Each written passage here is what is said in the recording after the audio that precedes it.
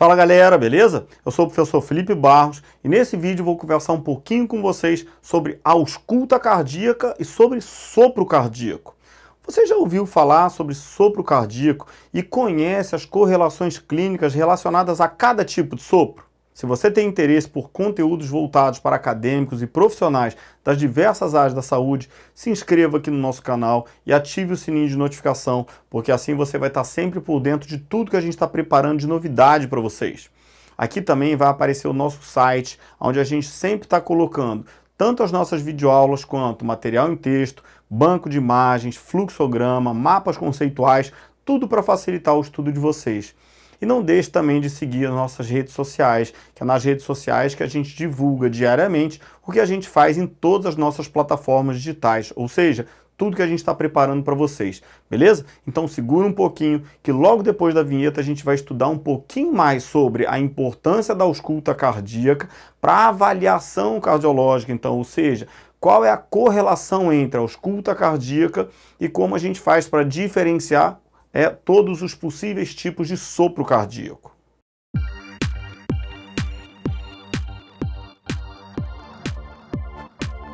Bom, galera, para começar a compreender a ausculta cardíaca e reconhecer os sopros cardíacos, primeiro a gente tem que conhecer as condições fisiológicas da mecânica cardíaca. O sangue no coração flui de modo contínuo, silencioso, em uma única direção, ou seja, o fluxo é unidirecional. Na ausculta cardíaca, aquele som tum-tum, tum-tum, que nós escutamos habitualmente ao fazer uma ausculta no coração, não é o barulho do sangue, mas sim o som produzido pelo funcionamento das válvulas cardíacas. Ou seja, esse som é o som do sangue batendo nas válvulas e parando. Por isso, ele precisa ser um som seco. Esses sons são denominados bulhas cardíacas e inicialmente identificamos duas bulhas principais. B1, que representa a primeira bulha e tem um som mais audível e representa então o funcionamento das válvulas atrioventriculares durante a sístole, e B2, que tem um som um pouco mais baixo, porque ele representa então o funcionamento das válvulas semilunares, aórtica e pulmonar, durante a diástole. E esse som é mais baixo, então, porque a gente sabe que a contração na sístole é muito mais intensa do que a contração na diástole. A presença de um sopro cardíaco, que é um som semelhante a um sopro detectado, então, através da ausculta cardíaca com estetoscópio, sugere fortemente a existência de algum problema estrutural no coração, principalmente se for detectado em adultos ou idosos. O sopro é produzido sempre que o sangue sofre um turbilhonamento durante a sua passagem pelo interior do coração, especialmente quando há alguma alteração estrutural das válvulas cardíacas, também chamadas de válvulas cardíacas. Então, para entender um pouco melhor, as válvulas cardíacas podem apresentar dois tipos principais de alteração, ou seja, duas patologias valvares principais, que são a estenose valvar, que representa então uma falha na abertura da válvula, e a outra possibilidade, a insuficiência valvar, que é derivada então na falha de seu fechamento e consequentemente gera uma regurgitação ou refluxo sanguíneo. Eventualmente, o sopro também pode surgir em condições de corações normais, quando o sangue flui de forma mais rápida do que o normal, como acontece, por exemplo, quando a gente faz atividade física ou muitas vezes até mesmo na gravidez, durante a gestação. Agora, uma curiosidade para vocês. Nas crianças, a principal causa do sopro cardíaco é o chamado sopro de Still, um tipo de sopro inocente que surge sem que haja qualquer problema cardíaco. Ninguém sabe exatamente como esse sopro inocente surge.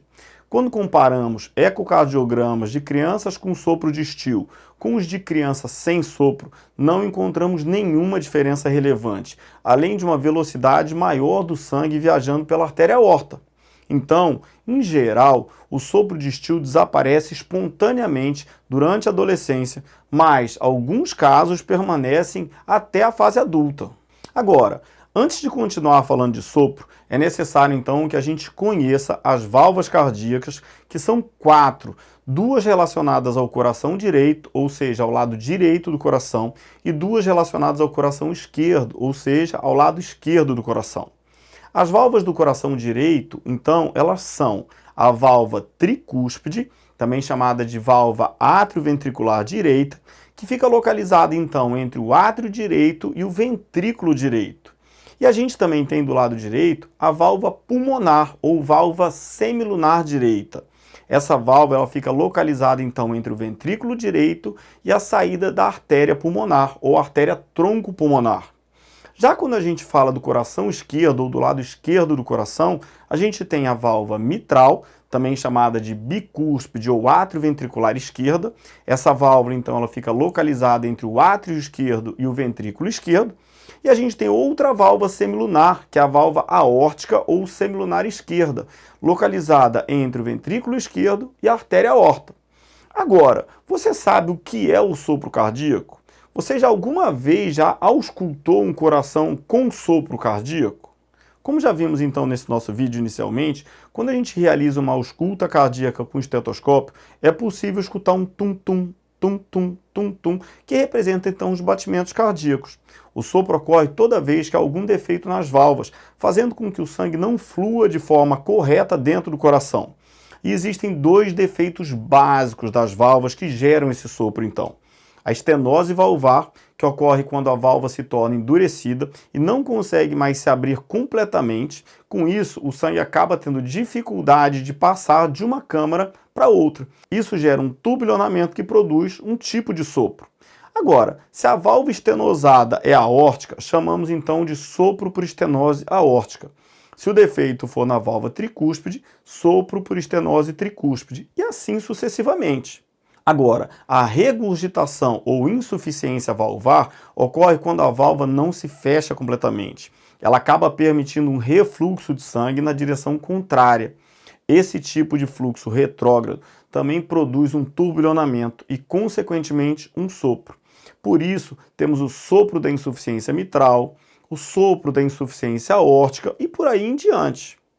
Enquanto a válvula normal produz um som do tipo tum-tum, as válvulas patológicas produzem diferentes sons, de acordo com o tipo de alteração, mas sempre sons semelhantes a sopros. Então, vamos entender um pouquinho melhor como são esses sons e quais são as suas principais diferenças? O primeiro sopro que eu vou apresentar para vocês é um sopro clássico, que é o chamado sopro relacionado à insuficiência mitral. Então, escuta um pouquinho aí e tenta perceber esse som que você vai estar escutando agora.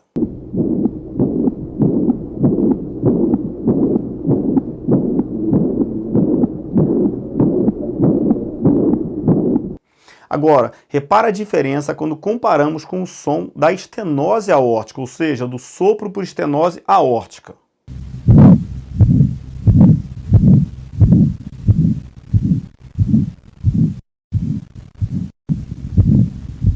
Agora, vamos tentar perceber então a diferença do som da estenose da válvula pulmonar, ou seja, da válvula semilunar direita.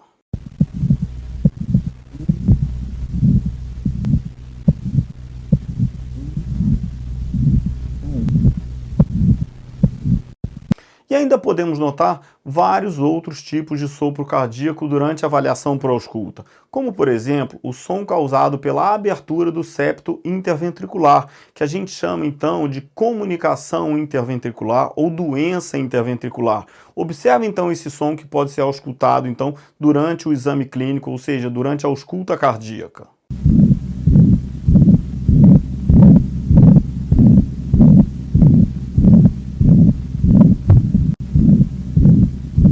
Enfim, como podemos ver então, a ausculta é um exame essencial para auxiliar no diagnóstico de disfunções cardíacas e ter uma boa capacidade de percepção durante a ausculta, que pode fazer toda a diferença durante a avaliação clínica.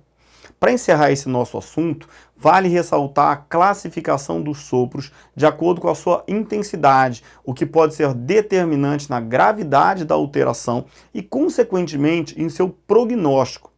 Dessa forma, os sopros são graduados de 1 a 6, de acordo com a intensidade do sopro e de acordo com a gravidade do sopro.